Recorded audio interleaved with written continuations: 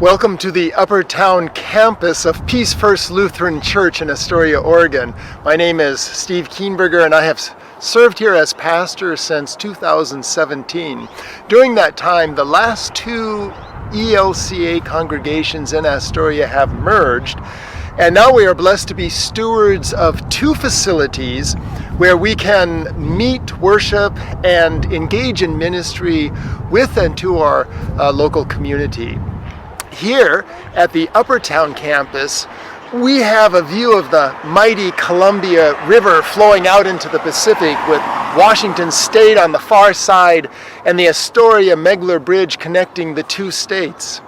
Looking at this view reminds me not only of God's beauty in creation, but of all the other footsteps that have been placed here before mine.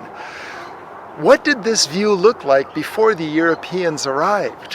Where were the indigenous people living here in our midst? What connections does the land under our feet have with those indigenous peoples of the past? Come join with me as we delve into the story of the land under our feet here at Peace First Lutheran in Astoria and those first peoples who lived here.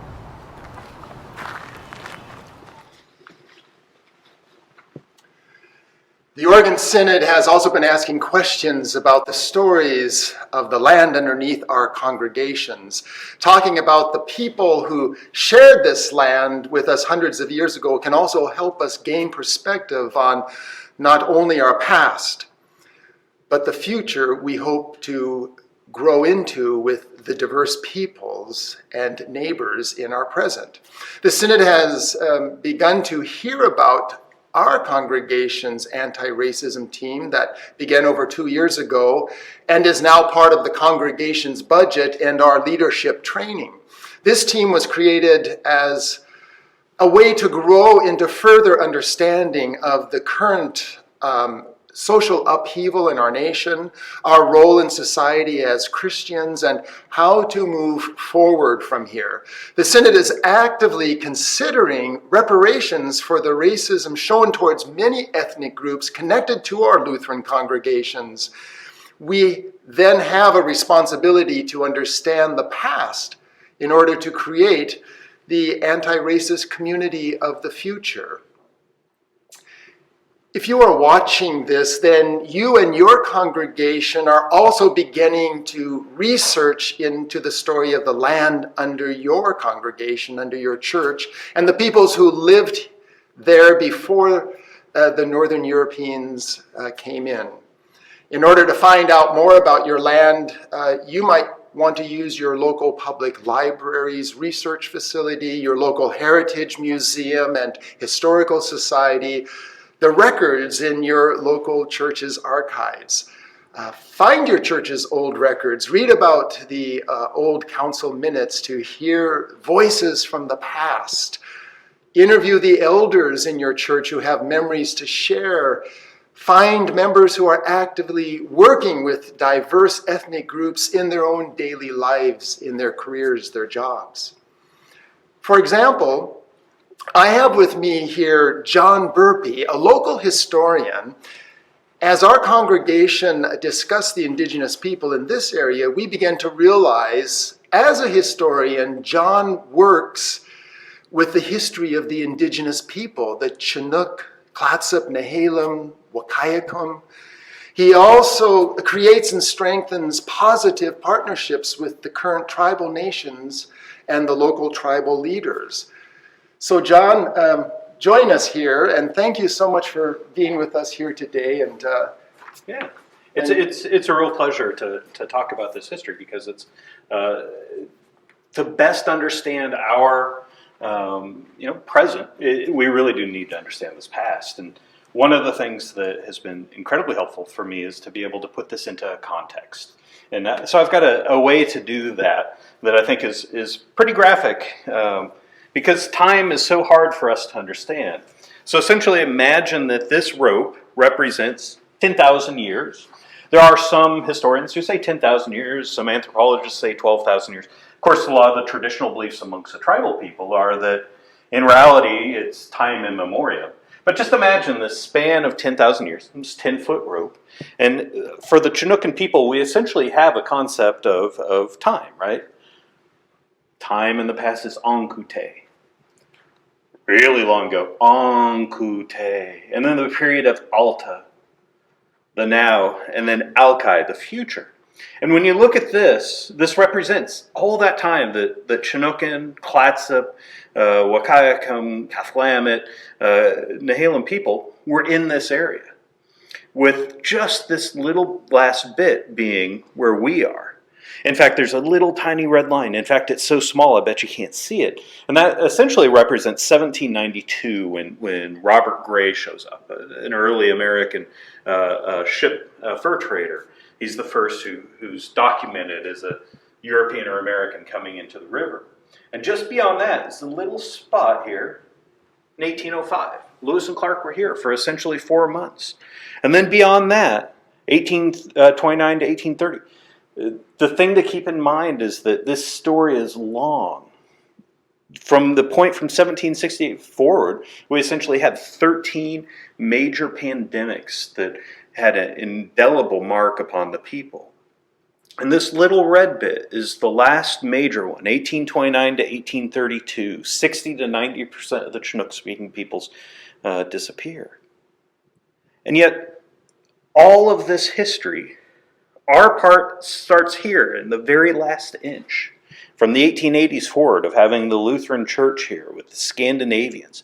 And in that story of our land, although the shoreline has changed, and this wasn't necessarily a village site, it was a place of sustainment for people. And from that point forward, all of that changed. What amazes me is the fact that these people actually continue, that the culture continues. And part of being a welcoming church organization, I think, is to recognize this continuum of time, all the way up to this present time. And I think it's kind of fitting that it happens to fit from our two maps here that we have in our anti-racism library, showing where tribal nations roughly were at earlier periods, all the way to this map that talks about where the reservations are today. It's important, I think, to realize, and too often we talk about these moments as moments of time where everything changed. Well, a huge amount changed. But in reality, the story, even right up to the founding of our church, is that time is part of a continuum, and that the native peoples, I often work with folks, and I try to remind them never to use the past tense. The native peoples are. While 60 to 90% may have disappeared during that time, they continue on. The cultures are still here. And that's a really important thing. From that point forward, we have, the introduction of huge numbers of Americans coming across. We have the development of the salmon fishery into this massive commercial fishery. We have people coming from China. We have people coming from what today is essentially India. And all that is part of our story.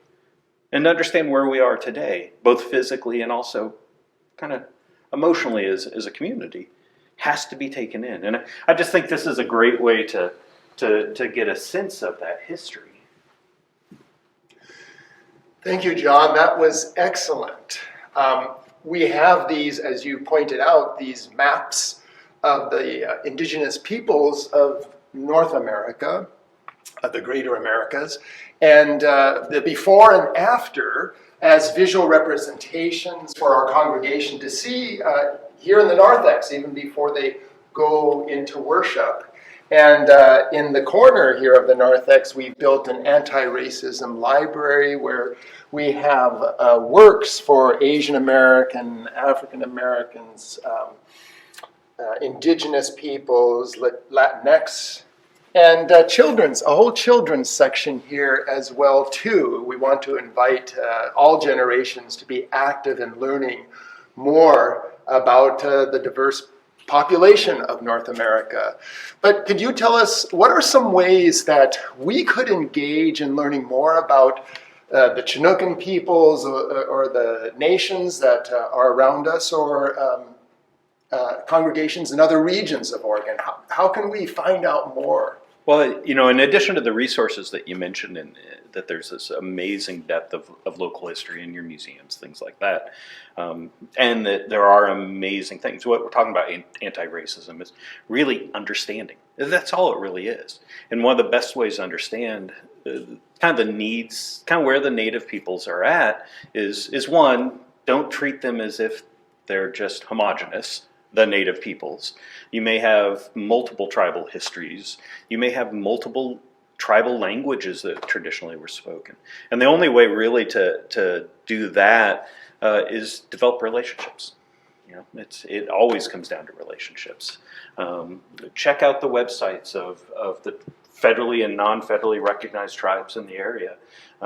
Spend some time, understand their issues. Reach out to them.